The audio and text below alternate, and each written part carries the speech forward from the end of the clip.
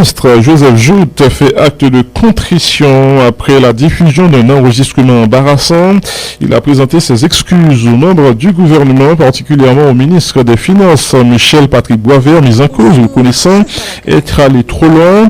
Joseph Jout révèle avoir tenu ses propos à Hinche lors d'une conversation téléphonique avec un sénateur autour de la crise provoquée par la nomination de 200 personnes au sein de l'administration publique locale. Joseph Jout au micro de Michel Xavier. Je suis capable de suspecter qui a enregistré parce que son conversation privée que je ai gagné dans le plateau central, plus précisément Hinche, parce que tu as un problème. Hinche, depuis une vingtaine de jours, Villa, il est en bas du feu, barricade, monté plateau central, bien bonheur, samedi, pour non seulement aller rencontrer Mounio, mais c'était dans le but de désamorcer Bon Blanc, qui s'allie.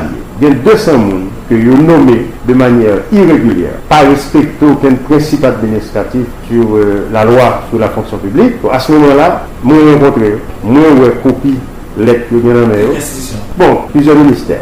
Chaque ministère d'un groupe, mais ils sont 200. Ils n'ont pas sous budget. OMRH, pas contre si là. Ministère des Finances, pas contre si là non plus, parce que son j'aime jour, ils ont été nommés de manière irrégulière. Le papier est venu, papier à l'issue n'est pas au ministre. S'il n'est pas approuvé par le ministre, bon, on a dit qu'il n'est pas valable ou bien il n'est pas valide. Mais tous les deux signatures là, en tant que responsable, je ne suis pas capable. Si on signature au ministre, son premier ministre pas valable. Donc, moi, entendre avec moi, pour me collecter toutes copies, je parle à l'autorité locale pour ramasser. Et effectivement, hier, j'ai reçu le délégué et les vice-délégations du département. Aussi, le marque fini avec la réunion, il y a des gens qui viennent avec des soundtracks, qui viennent pour venir attiser la colère du groupe. À ce moment-là, un sénateur m'a appelé au téléphone, je me garde de citer son nom, il était assez furieux comme ça, pour dire que le ministère des Finances lui a dit que je suis celui qui empêchait que le budget a voté parce que moun ça est sous budget. Alors que c'est faux. Et quand le sénateur a appelé, bon, écoutez, moi je cherche un coin,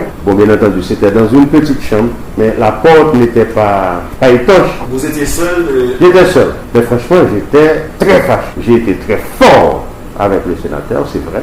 Et j'en profite pour présenter des excuses publiques au gouvernement en général et plus précisément à mon collègue Boisvert, le ministre des Finances. C'est quelqu'un de très correct, mais il y avait le contexte ne s'y prêtait pas. J'ai utilisé des mots qui étaient un peu trop forts, mais dans le contexte intérieur, c'est qu'on s'est doué. Après, la conversation s'est terminée, mais à ma sortie, parce que le mot pour fin événement, après, je me suis voir cela parce que c'est une conversation privée, mais je me rappelle avoir vu un journaliste dans les parades. Probablement, il était derrière porte là. Mais comme il y a 4 ou 5 personnes là avec lui, je m'ai identifié ces journalistes.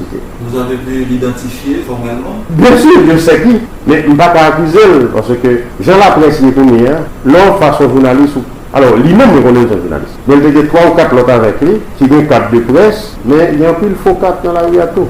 Et bon, avec mon téléphone manuel, lui, il était plus journaliste, et puis il n'est pas affecté en quel côté. Ça veut dire qu'il ne sait pas qui est pour connaître et faire voir ça sortie. Je n'ai pas de preuves, mais j'étais dans une petite pièce fermée. Journaliste dit toujours derrière l'information. Et c'est normal. Là maintenant, je m'apprends une leçon. Je connais pour me prendre plus précaution prochaine fois. Désolé pour tout le mal que ça a causé à mon gouvernement et à mon ministre des Finances, qui est quelqu'un de très correct. Mais dans le moment, on n'a pas l'accélérateur, c'était tout autre chose. Est-ce que son après été là ou bien entendre font suivi après ça? De toute manière, j'ai demandé au commissaire du gouvernement, formellement, pour enquêter sur ça. De Hinche, monsieur. Ah oui, pour enquêter sur lui, moi informer l'autorité locale de tout, et moi dire qui moun que me dit ouais. Il y a enquêté sur lui, si vraiment, parce que ne pas vrai, c'est produit d'imagination lié. Est-ce qu'on ne peut pas craindre qu'après voir ça, il a affecté comme Premier ministre et mission, nombre de jours à faire un primature après ça? Nombre de jours à faire un primature là, c'est secondaire. Moi là, son momentum qui m'aime là, il poste de Premier ministre, c'est le poste de moment. Avant de Premier ministre, Premier ministre. Mais avant tout ça, j'étais quelque part. Le Premier ministre Joseph Jout qui fait acte de contrition après la diffusion d'un enregistrement embarrassant.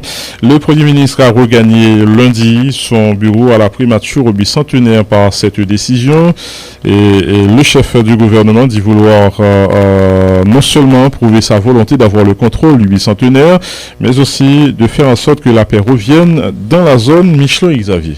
Le chef du gouvernement en avait fait l'annonce au terme d'une visite effectuée dans la zone du bicentenaire le mardi 5 mai écoulé. Environ une semaine plus tard, Joseph Jout est passé de la parole aux actes en se rendant à son bureau à la primature. Le Premier ministre a expliqué pourquoi il a pris une telle décision. Joseph Jout. Moi là, pour me contrôle bicentenaire là, pour moi mettre la population en confiance, que c'est moun dans le village de Dieu, que c'est moun dans la saline, espace parlement, banque qui dans la zone là, il y a quelques commerçants qui là toujours. Et moi j'ai rencontré le comité marchand de Yoto, moi j'ai promis que moi j'ai venir joindre et non seulement pour renforcer la sécurité dans la zone là, travaille tout avec tous les deux côtés de notre village, au village de Dieu et puis la saline. Commencer à venir tout avec des projets sociaux. Nous donnons un petit gens calmer la situation. Femme du tout, nous recevons l'instruction du président de la République qui passe l'instruction pour la vie reprenne.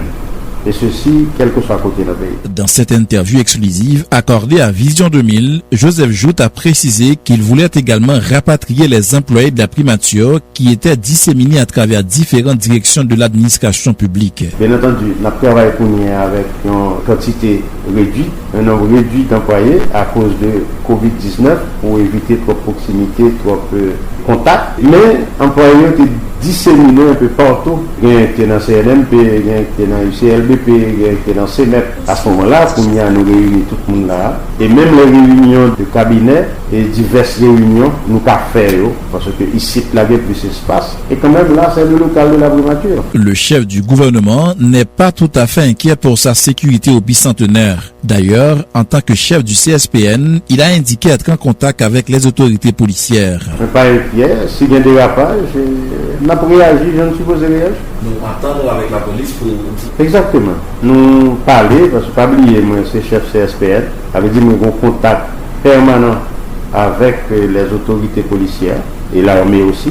Et nous discuter de temps en temps, et puis bon, nous avons confiance qui est établie entre nous. Pour ce qui est de l'état d'esprit dans lequel les employés de la primature regagnent leurs bureaux respectifs, M. Jout a avoué que l'exercice n'a pas été trop facile. Des séances de sensibilisation ont été organisées à leur intention. À noter que la circulation a repris timidement dans la zone du bicentenaire, une forte présence policière y étant remarquée.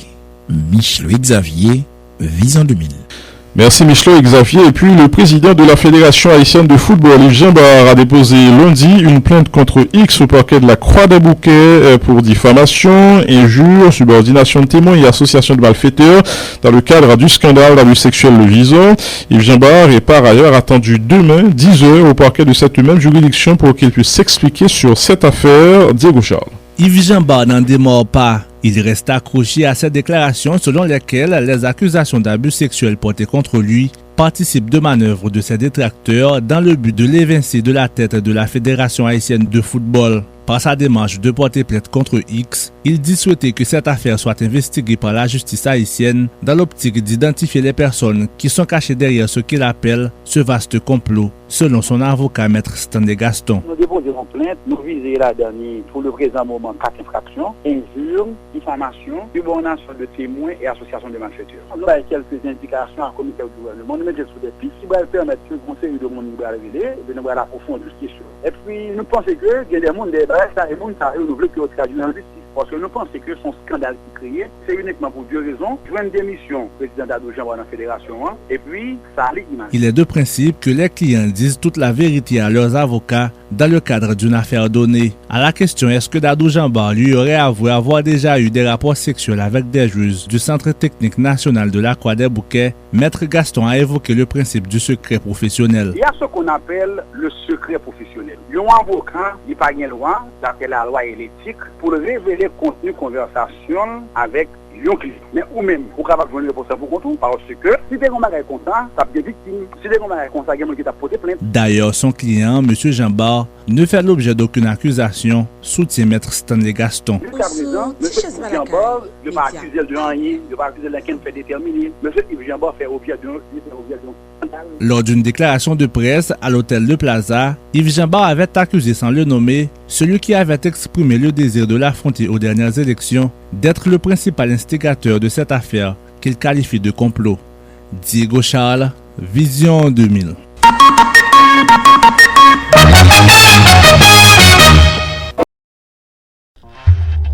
l'âge n'est que chiffre. Toutes les informations, les actualités politiques, culturelles et religieuses sur Tichèze Balakaï, abonnez-vous à nous sur Twitter, Facebook, Instagram, YouTube afin de trouver toutes les informations palpitantes au cœur. Tichèze Balakaï.